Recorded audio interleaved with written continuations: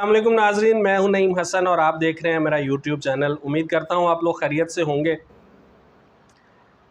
کل رات جو ڈرامہ ہوا وہ آپ سب نے بھی دیکھا ہوگا۔ پرویز الہی صاحب گورنر پنجاب کے آفس پہنچے حلف برداری کے لیے، لیکن گورنر ہاؤس کے دروازے پرویز الہی صاحب کے لیے نہیں کھولے گئے، اور گورنر ہاؤس کے سٹاف نے بتایا کہ اس وقت گورنر صاحب بھاولپور میں ہیں، لاہور تشریف نہیں لا سکتے، اس لیے آج حلف برداری کی تقریب منعقد نہیں ہو سکتی۔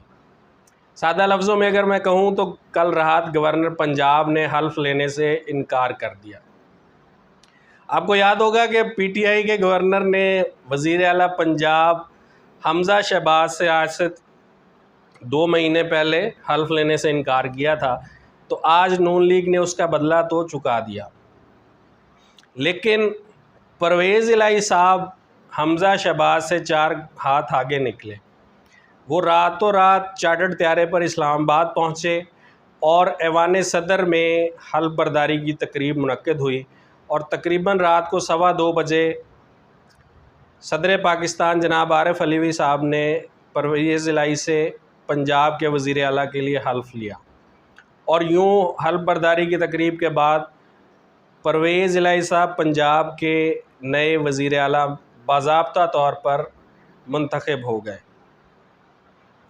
اب نون لیگ اور اس کے اتحادی، جنہوں نے بہت کوشش کی تھی کہ کسی طرح اس فیصلے کو رکوا سکیں، اس فیصلے کو طول دے سکیں، جس کے لیے انہوں نے فل بینچ کورٹ بنانے کی بھی درخواست دی تھی جو رد کر دی گئی، وہ بھی ایک ڈیلیئنگ ٹیکٹکس تھی، لیکن اس پر بھی عمل درآمد نہ ہو سکا، جس کی وجہ سے یہ معاملہ لٹک نہ سکا۔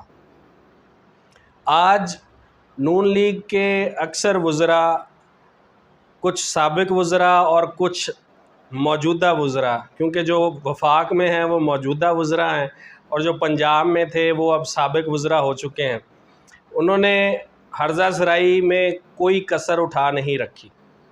عطا تارڑ صاحب کی آج کی پریس کانفرنس میں کہا گیا کہ انصاف کا معیار نون لیگ کے لیے اور ہے اور پی ٹی آئی کے لیے اور ہے۔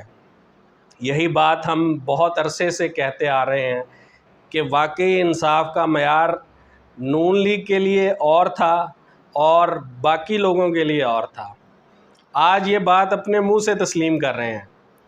وہ علیحدہ بات ہے کہ اس وقت انصاف ان کے اپنی مرضی کا نہیں آیا، جس کی وجہ سے ان کی چیخیں بلند ہو رہی ہیں، لیکن پچھلے 40 سال سے انصاف ان کے گھر کی جب باندھی رہا، اس وقت یہ انصاف پہ بہت خوش تھے۔ نواز شریف صاحب کو جب انصاف ملتا ہے اپنی مرضی کا تو تب یہ ججز کی تعریف بھی بہت کرتے ہیں اور عدلیہ سے خوش بھی بہت ہوتے ہیں، لیکن جب انصاف ان کے خلاف ہو تو تب یہ سپریم کورٹ پر حملہ کرنے میں بھی کوئی کسر اٹھا نہیں رکھتے۔ اس کا واضح ثبوت پچھلے چند دنوں میں سپریم کورٹ اور اس کے فیصلے پر ہونے والی ہرزہ سرائی ہے۔ لیکن ایک بات جو واضح ہو چکی ہے وہ یہ کہ اب نون لیگ کی پنجاب میں حکومت باقی نہیں رہی، اور اس وقت نون لیگ کے لیے خطرے کی گھنٹی بج چکی ہے۔ وفاق میں اب ان کی پوزیشن بہت کمزور ہو چکی ہے، اور نون لیگ میں اس وقت 2 دھڑے کام کر رہے ہیں۔ ایک دھڑے کا خیال ہے کہ فی الفور انتخابات کی طرف جانا چاہیے اور اسمبلیاں تحلیل کر دینی چاہیے، جبکہ دوسرا دھڑا یہ چاہتا ہے کہ ابھی اس مسئلے کو جاری و ساری رکھا جائے اور ابھی وفاق سے باہر آنا نہیں چاہیے۔ ابھی وہ وفاق کی حکومت اپنے ہاتھ میں ہی رکھنا چاہتے ہیں تاکہ عمران خان کوئی غلط قدم اٹھائے جس سے ان کو اپنا بیانیہ سٹرونگ کرنے میں مدد ملے، لیکن وہ شاید یہ نہیں جانتے کہ پچھلے چند دنوں میں جو کچھ بھی ہوا اس میں ساری کی ساری غلطی ان کی اپنی تھی۔ ایک واضح طور پر کہا جاتا ہے کہ انسان ڈر اور لالچ، ان 2 صورتوں میں جب بھی کوئی فیصلہ کرتا ہے وہ فیصلہ اکثر غلط ثابت ہوتا ہے، اور نون لیگ نے پچھلے 2-2.5 ماہ میں جتنے بھی فیصلے کیے ہیں وہ یا تو ڈر میں کیے ہیں یا لالچ میں کیے ہیں۔ ڈر کس بات کا تھا وہ بھی آپ کو بتاتا ہوں، اور لالچ کی کیا تھی انہیں وہ بھی آپ کو بتاتا ہوں۔ ڈر اس بات کا تھا کہ اگر یہ لوگ حکومت میں نہ آتے تو حمزہ شہباز اور شہباز شریف پر فرد جرم عائد ہو جاتی. فرد جرم عائد ہونے پر انہیں اگر سزا ہو جاتی تو یہ تاحیات نااہل ہو جاتے اور ان کی سیاست کا عملی طور پر خاتمہ ہو جاتا.